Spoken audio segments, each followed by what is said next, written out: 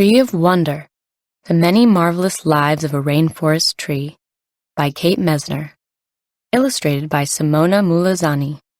Chronicle Books, San Francisco. 1. Deep in the forest, in the warm, wet green, one almendro tree grows, stretching its branches towards sun.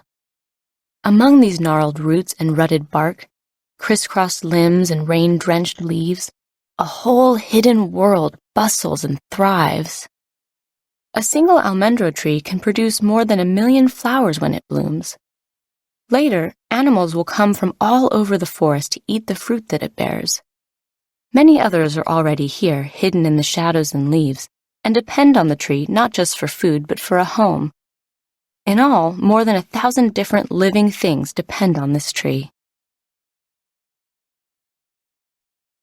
Look up, way up. Great green macaws nest in the hollow left by a fallen branch. Soon there will be more. 2. Flocks of great green macaws will come to feast on the almendro's ripe fruit, but it's likely that just one couple will make its home in the tree. Great green macaws, or lapas verdes as they are known in Latin America, mate for life and return to the same nest hole each year. They lay eggs and raise chicks in the almendro tree, drink water that collects in the tree's cavities, and feast on fruit as it ripens. Who's hungry? Keel-billed toucans balk and squabble over breakfast. 4. Keel-billed toucans often travel in flocks of 4 to 12 birds. They're easy to recognize by the colorful bills they use to pick fruit. Toucans sometimes use their bills to toss fruit to one another as if they're playing a game.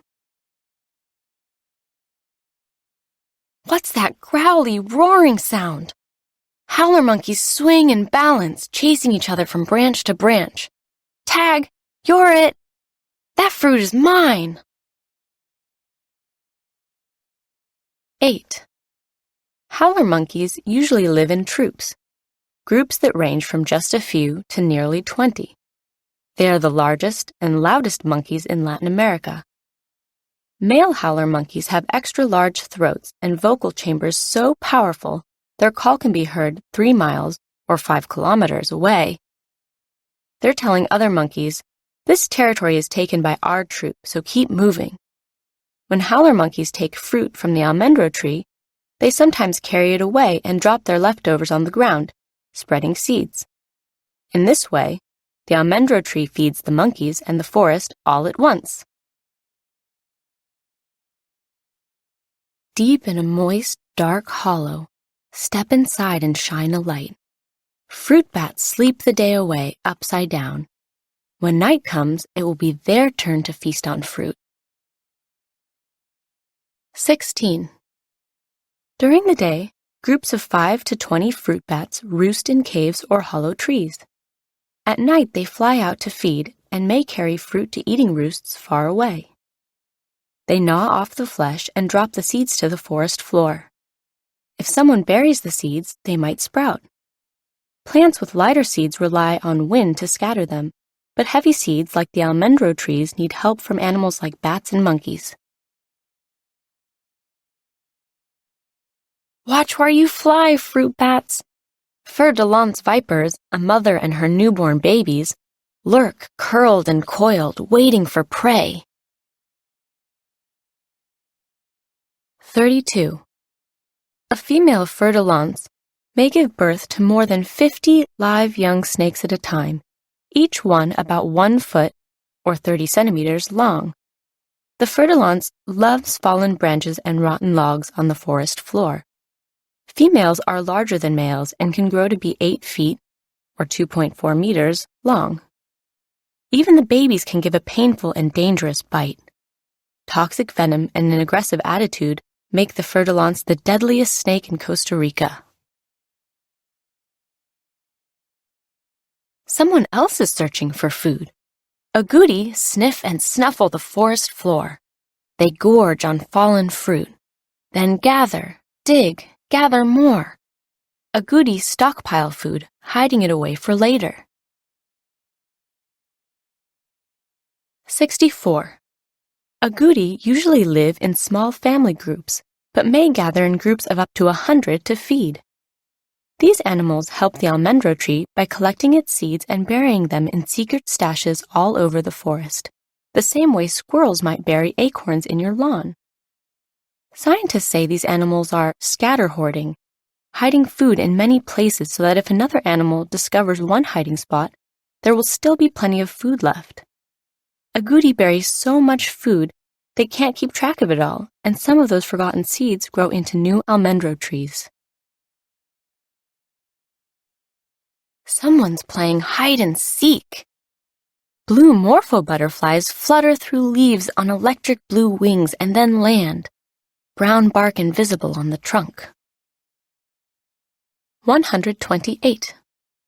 A single almendro tree can easily supply food for more than 100 blue morpho butterflies. Blue morphos sip the juice from the fruit of the almendro tree after it falls and begins to rot. Scientists believe these butterflies may deter predators by roosting in groups, flashing their bright blue wings to surprise them, and by folding up their wings so the brown side blends in with the tree bark and leaf litter. The wings even have eye markings to make the butterfly resemble the face of an owl or hawk. With sticky toes and careful steps, poison dart frogs climb carrying babies on their back. 256. Male poison dart frogs gather in large groups before mating. Then, each female lays up to 5 or 6 eggs on the forest floor. Once the tadpoles hatch, their parents give them a piggyback ride, 1 or 2 at a time, up into a tree. Almendro trees are home to many air plants or bromeliads, which catch and hold pools of water in the rainforest downpours. Here, the tadpoles are safer from predators than they would be on the ground. But not every crevice is safe. Rusty wandering spiders venture out from their mother's care. They'll build lairs of their own and wait for dinner. 512. After mating, a female rusty wandering spider can lay hundreds of eggs in a sac that she'll carry until it's time for her babies to hatch. Not all of those eggs will develop into spiders, but those that do will likely attach a drag line to the plant and drop down to find a lower leaf for its lair. Rusty wandering spiders find many places to hide on an almendro tree, tucked inside leaves where insects come for shelter.